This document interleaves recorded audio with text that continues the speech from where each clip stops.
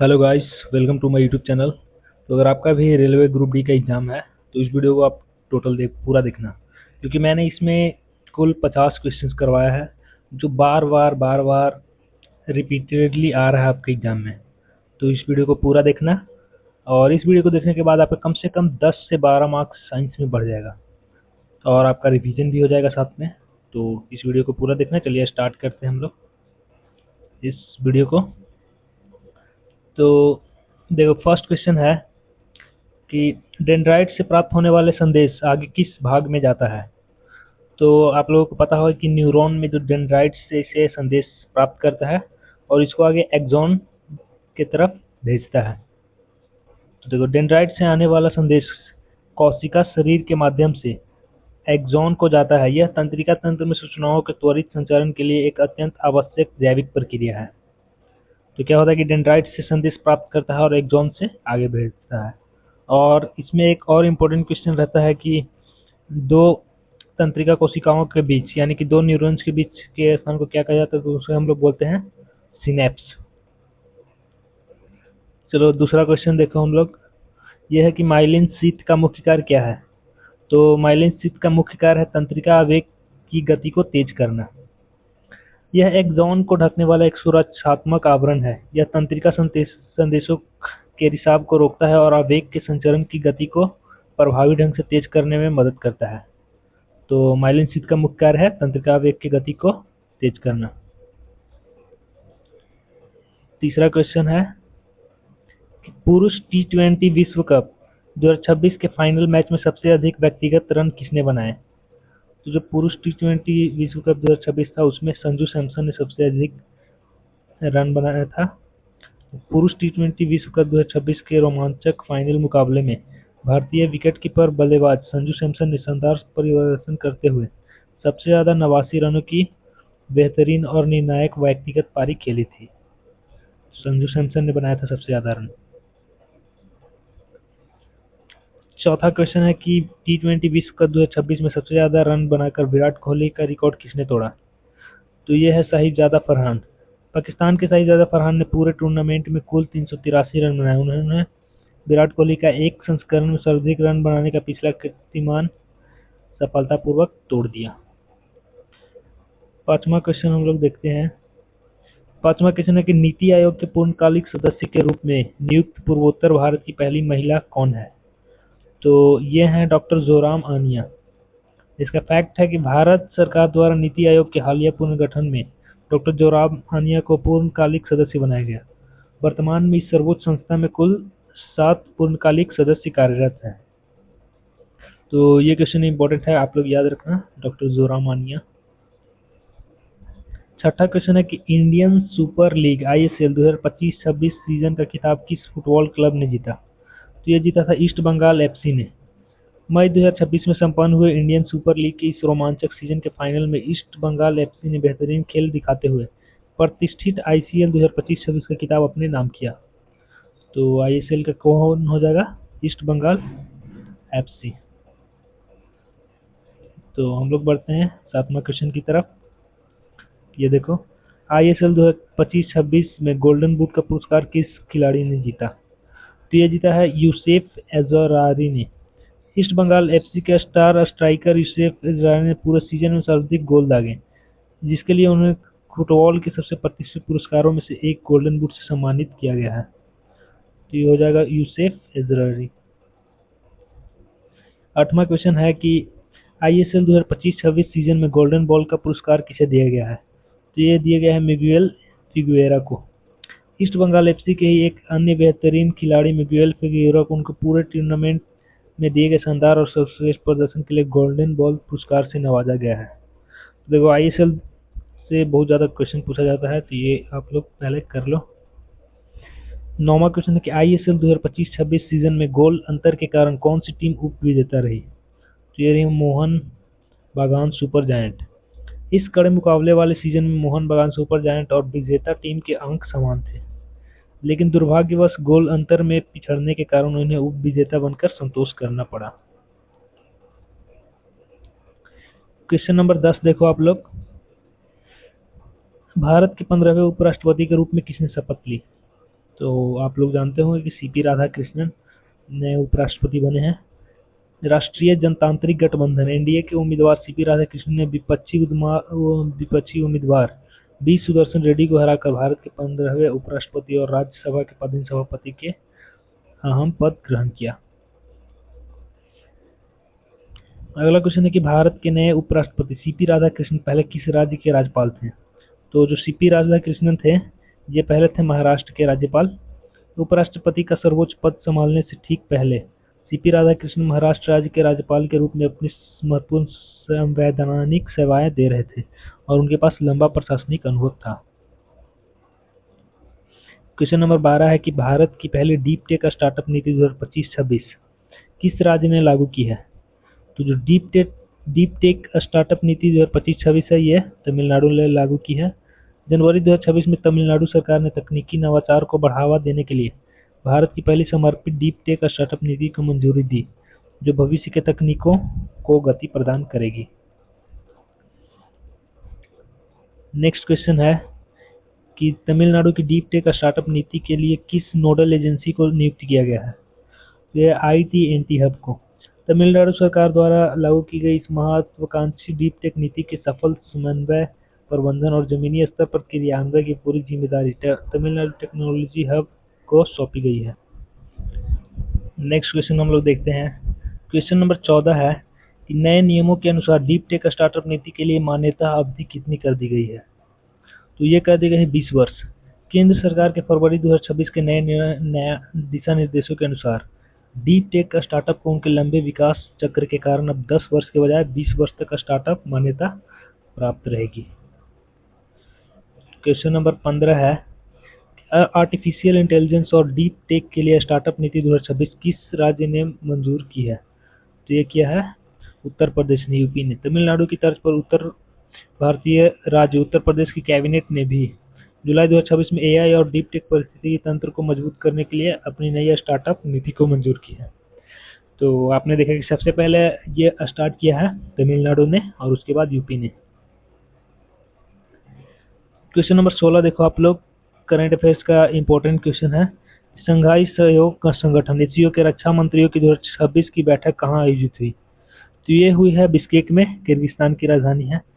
SCO के सदस्य देशों की रक्षा मंत्रियों की यह महत्वपूर्ण रणनीतिक बैठक 28 अप्रैल 2026 को किर्गिस्तान की राजधानी बिश्केक में आयोजित की गई थी, जिसमें क्षेत्रीय सुरक्षा पर गंभीर चर्चा हुई है। बिश्केक में एससीओ रक्षा मंत्रियों की बैठक में भारतीय प्रतिनिधि मंडल का नेतृत्व किसने किया? तो ये किया था राजनाथ सिंह ने। भारत के रक्षा मंत्री राजनाथ सिंह ने इस अंतर्राष्ट्रीय सम्मेलन में भारतीय प्रतिनिधि मंडल का सफलतापूर्व नेतृत्व किया और आतंकवाद तथा क्षेत्रीय सुरक्षा जैसे अहम मुद्दों पर भारत का कड़ा रुख स्पष्ट किया। क्वेश्चन नंबर 18 है कि भारत ने किर्गिस्तान को मानवीय सहायता के लिए कौन सी स्वदेशी हेल्थ क्यूब उपहार में दिया? तो ये दिया है भीष्म आरोग्य मैत्री। बैठक के दौरान रक्षा मंत्री ने मानवीय सहायता और आपदा राहत कार्यों को मजबूत करने के लिए उद्देश्य से किर्गिस्तान को स्वदेशी रूप से निर्मित भीष्म आरोग्य मैत्री हेल्थ क्यूब सप्रेम भेंट किए। नेक्स्ट क्वेश्चन है कि 2026 में पश्चिम बंगाल से साहित्य और शिक्षा के क्षेत्र में पद्मश्री किसे मिला?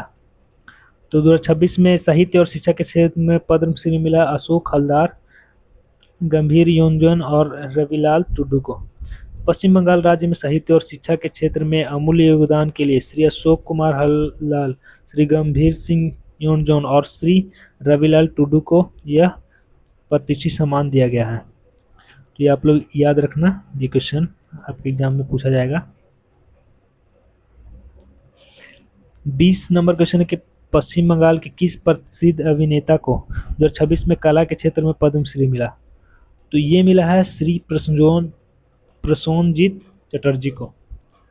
बंगाली सिनेमा के जाने माने और बेहद लोकप्रिय सुपरस्टार प्रसेनजीत चटर्जी को भारतीय फिल्म उद्योग और कला जगत में उनके लंबे और उत्कृष्ट योगदान को देखते हुए पद्मश्री से सम्मानित किया गया है। क्वेश्चन नंबर 21 है एशिया में पहली बार इंटरनेशनल पिंक बॉल महिला फुटबॉल टूर्नामेंट की मेजबानी किसे मिली? तो ये मिला है भारत को। महिलाओं के सशक्तिकरण को बढ़ावा देने और स्तन कैंसर जैसी गंभीर बीमारी के प्रति व्यापक जागरूकता फैलाने के उद्देश्य से एशिया में पहली बार इस अंतर्राष्ट्रीय टूर्नामेंट का आयोजन भारत में होगा। नेक्स्ट क्वेश्चन है कि ग्लोब्स जोखिम न्यूनीकरण दिशा निर्देशों के तहत 150 करोड़ रुपए की परियोजना को मंजूरी देने वाला राज्य कौन है? तो यह है हिमाचल प्रदेश। देखो, राष्ट्रीय आपदा प्रबंधन प्राधिकरण यानी कि NDMA के दिशा निर्देशों पर कार्य करते हुए हिमाचल प्रदेश ने ग्लेशियर झीलों की मॉनिटरिंग और अचानक आने वाली बाढ़ से निपटने के लिए यह भारी बजट आवंटित किया। तो ये बजट है 150 करोड़ और राज्य है हिमाचल प्रदेश, ये आप लोग याद रखना।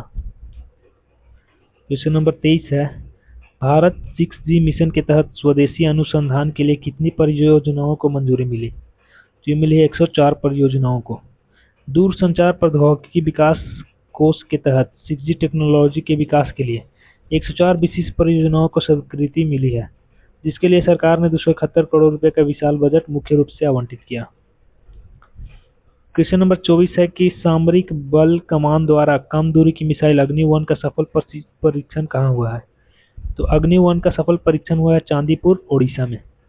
22 मई 2026 को एकीकृत परीक्षण रेंज ITR चांदीपुर से इस मारक परमाणु सक्षम सतह से सतह पर मार करने वाली कम दूरी के अत्यंत शक्तिशाली बैलिस्टिक मिसाइल का सफल परीक्षण किया गया है, चांदीपुर, उड़ीसा में।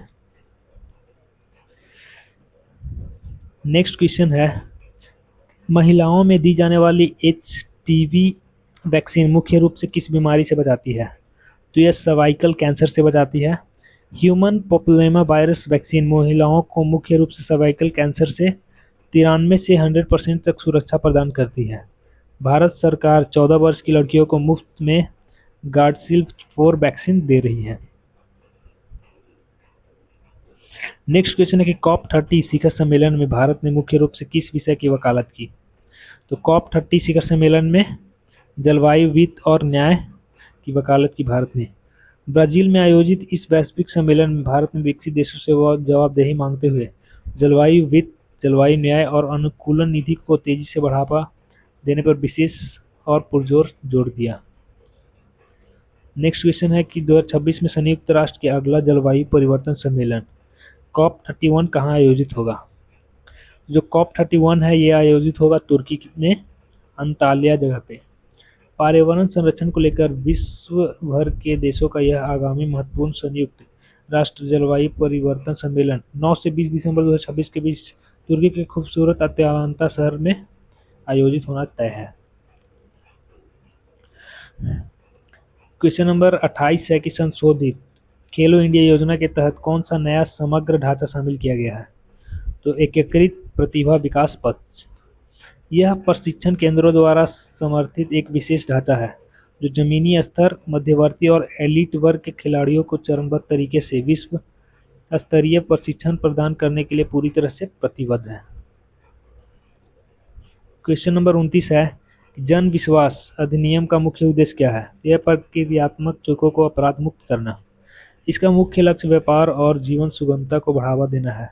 इसके तहत छोटे व्यापारिक उल्लंघनों पर जेल की सजा की जगह केवल वित्तीय दंड या प्रशासनिक चेतावनी देने का प्रावधान है।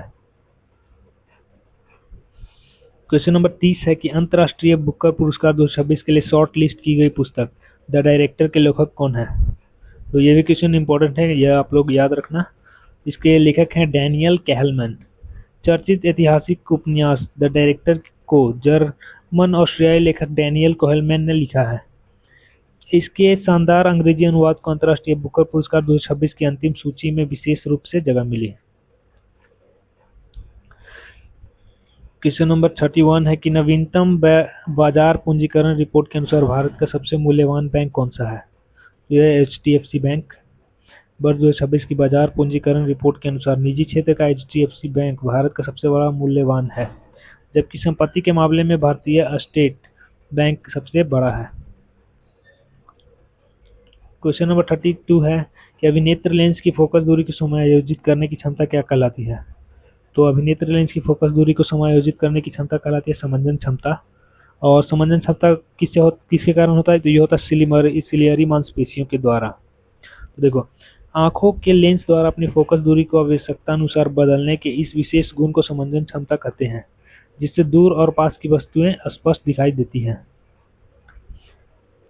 33 नंबर क्वेश्चन है कि यदि मशीन की शक्ति 10 वाट है तो इसका सही अर्थ क्या है? तो इसका सही अर्थ है प्रति सेकंड 10 जूल कार्य। शक्ति की इकाई वाट होती है और 1 वाट का अर्थ 1 जूल प्रति सेकंड कार्य करना है। इसलिए 10 वाट का मतलब हर 1 सेकंड में 10 जूल कार्य का सफलतापूर्वक संपन्न होना। क्वेश्चन नंबर 34 है कि 4 ओम, 6 ओम और 12 ओम के समांतर क्रम में जोड़ने पर कुल प्रतिरोध क्या होगा? तो यहाँ पे है समांतर प्रतिरोध। समांतर क्रम में तो आप लोग जानते होंगे कि हम लोग ऐसे करके इसको जोड़ते हैं बट्टा में। तो ऐसे आप लोग इसको कैलकुलेट करना। तो इसका कुल प्रतिरोध सबसे छोटे प्रतिरोध से भी कम यानी कि 2 ओम आएगा। इसे आपको निकालने पे 2 ओम आएगा, जो आप लोग देख लेना। क्वेश्चन नंबर 35 देखो, सूर्य के प्रकाश में मीथेन और क्लोरीन की अभिक्रिया किस प्रकार की है? तो यह प्रतिस्थापन अभिक्रिया। मीथेन एक संतृप्त हाइड्रोकार्बन है। सूर्य के प्रकाश में क्लोरीन की सक्रिय परमाणु मीथेन के हाइड्रोजन परमाणु को विस्थापित कर देता है, इसलिए इसे मुक्त मूलक प्रतिस्थापन रासायनिक अभिक्रिया कहा जाता है। तो ये आप लोग याद रखना कि सूर्य के प्रकाश में मीथेन और क्लोरीन की अभिक्रिया प्रतिस्थापन अभिक्रिया कहलाती है। क्वेश्चन नंबर 30 है। क्वेश्चन नंबर 36 है कि निम्नलिखित में से कौन सा कार्य उपकला ऊतक का नहीं है? तो उपकला ऊतक का कार्य नहीं है रक्त का शुद्धिकरण। यहाँ पे ऑप्शन आपका नहीं दिया गया है। तो रक्त का शुद्धिकरण उपकला ऊतक का कार्य नहीं है। उपकला ऊतक का मुख्य कार्य होता है शरीर को सुरक्षा देना, अवशोषण और श्रावण करना। रक्त का शुद्धिकरण वृक्क और फेफड़ों जैसे जटिल अंगों का काम है, न कि साधारण ऊतक का। क्वेश्चन नंबर 37 है, सजीव कोशिकाएं ऑक्सीजन से ग्लूकोज को तोड़कर ऊर्जा बनाती है, यह प्रक्रिया क्या है? तो सजीव कोशिकाएं जो ऑक्सीजन से ग्लूकोज को तोड़कर ऊर्जा बनाती है, तो इसे कहते हैं हम लोग कोशिकीय श्वसन। और देखो यहाँ पे सजीव कोशिकाएं हैं, यहाँ पे होगा 38 एटीपी, ग्लूकोज तोड़कर बनाते 38 एटीपी उससे बनता है। और एटीपी का फुल फॉर्म होता है एडिनोसाइन ट्राइफॉस्फेट, ये भी आप लोग याद रखना। देखो, जीव ऑक्सीजन का उपयोग करके अपना भोजन मुख्य रूप से ग्लूकोज को विखंडित कर जीवन के लिए आवश्यक ऊर्जा एटीपी प्राप्त करते हैं। इस जटिल जैव रासायनिक प्रक्रिया को कोशिकीय श्वसन कहते हैं। देखो, इससे एक और इम्पोर्टेंट क्वेश्चन पूछा जाता है बार बार कि हम लोग के शरीर में हम लोग जब ये अत्यधिक व्यायाम ये सब करते हैं, एक्सरसाइज करते हैं, तो उस टाइम पे मांसपेशियों में हम लोग को लैक्टिक अम्ल निकलता है। तो ये आप लोग याद रखना, लैक्टिक अम्ल। 38वां क्वेश्चन है कि नील बोर के मॉडल के अनुसार एल कोश में अधिकतम कितने इलेक्ट्रॉन होते हैं? तो एल में सब लोग जानता है कि अधिकतम उसमें 8 इलेक्ट्रॉन हो सकते हैं। बोरबरी नियम 2n² के अनुसार पहली कक्षा के में 2, दूसरी कक्षा एल में 2 में अधिकतम 8 इलेक्ट्रॉन समाहित हो सकते हैं। यह परमाणु की रासायनिक स्थिरता मुख्य रूप से तय करता है। क्वेश्चन नंबर 39 है कि बुध के सबसे निकट होने पर भी शुक्र सबसे गर्म ग्रह क्यों है? देखो, सौर मंडल में सूर्य के बाद बुध है और बुध के बाद शुक्र है, लेकिन शुक्र ज्यादा गर्म है बुध से। क्यों? इसका मुख्य कारण है ग्रीन हाउस प्रभाव। शुक्र ग्रह पर कार्बन डाइऑक्साइड का अत्यंत घना वातावरण पाया जाता है। यह भीषण ग्रीन हाउस का प्रभाव पैदा करता है, जो सूर्य की ऊष्मा को कैद कर उसे सौर मंडल का सबसे गर्म बनाता है। तो शुक्र पे है ग्रीन हाउस के कारण पूरा जो भी सूर्य से ऊष्मा आता है वो सब कैद कर लेता है उसका वायुमंडल, इसलिए वो ज्यादा गर्म है। क्वेश्चन नंबर 40 है कि बजट 2026-27 में घोषित निमहांस 2 का संबंध चिकित्सा के किस क्षेत्र से है? तो यह है मानसिक स्वास्थ्य व तंत्रिका विज्ञान के क्षेत्र से। केंद्रीय बजट में उत्तर भारत के लिए रांची में निमहांस 2 स्थापित करने की घोषणा की गई है, जो मानसिक रोगों और तंत्रिका विज्ञान के उत्कृष्ट इलाज के लिए पूरी तरह से समर्पित होगा।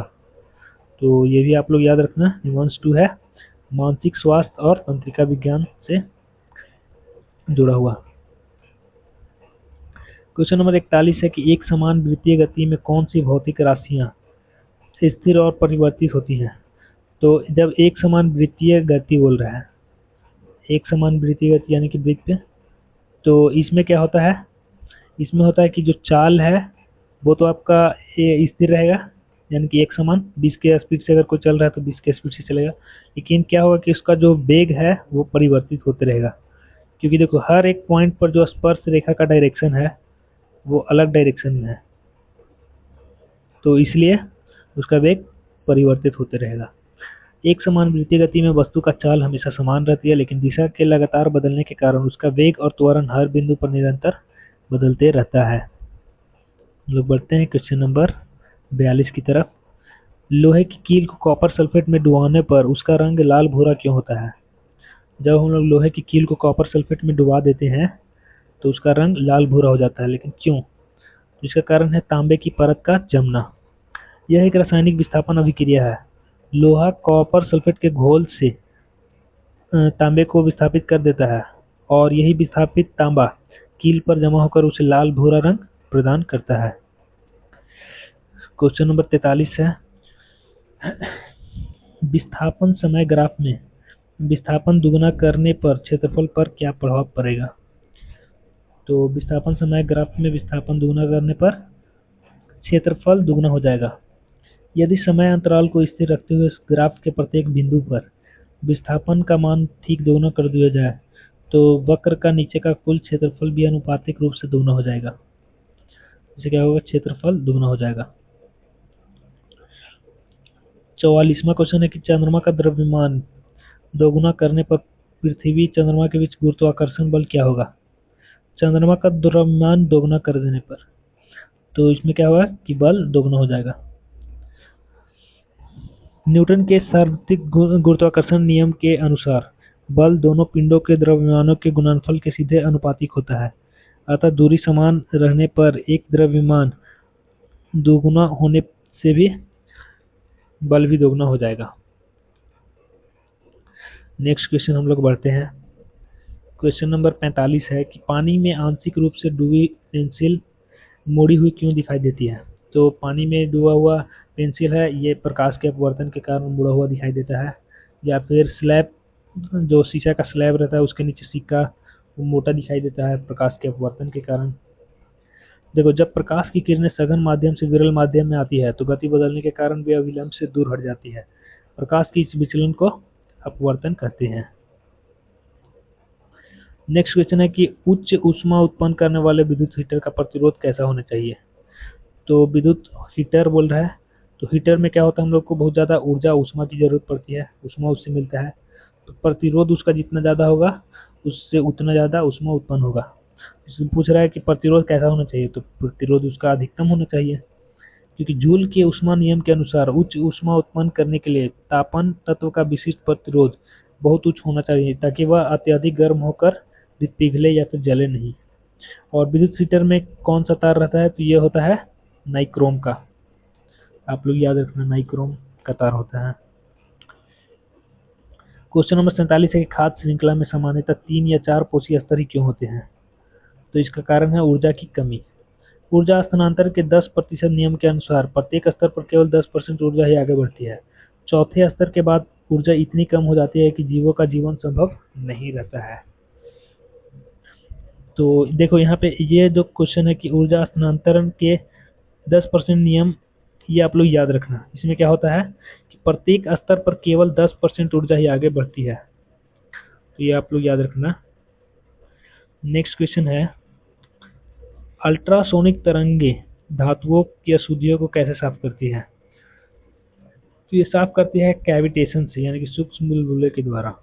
अल्ट्रासोनिक तरंगे द्रव में उच्च आवृत्ति कंपन से सूक्ष्म वैक्यूम बुलबुले बनाती और फोड़ती है। यह प्रक्रिया धातु की सतह से चिपकी अशुद्धियों को झटके से पूरी तरह उखाड़कर साफ कर देती है। नेक्स्ट क्वेश्चन है 49, किस राज्य सरकार ने भ्रष्टाचार के खिलाफ प्रोजेक्ट जीरो शुरू किया है? प्रोजेक्ट जीरो शुरू किया है केरल सरकार ने। केरल सरकार ने शून्य सहिष्णुता नीति के तहत राज्य को पूरी तरह भ्रष्टाचार मुक्त बनाने और पारदर्शी सरकारी सेवाएं सुनिश्चित करने के लिए एक अत्यंत महत्वपूर्ण और सख्त जन जागरूकता अभियान शुरू किया है। नेक्स्ट क्वेश्चन है, प्रतिष्ठित Laureus world sportsman of the year 2026 का पुरस्कार किसे मिला? तो ये मिला है कार्लोस अल्कराज को। ये ब्राजील के प्लेयर हैं, टेनिस प्लेयर, तो सॉरी स्पेन के। स्पेन के मशहूर और युवा टेनिस खिलाड़ी कार्लोस अल्कराज को उनके पिछले वर्ष के बेजोड़ और असाधारण खेल प्रदर्शन के लिए इस विश्व स्तरीय खेल सम्मान से स्पेन के मैड्रिड में नवाजा गया है। तो ये आप लोग याद रखना। तो हम लोग मिलते हैं इस वीडियो के नेक्स्ट पार्ट में। तब तक के लिए जय हिंद। आप लोग मेरे चैनल को सब्सक्राइब कर लें।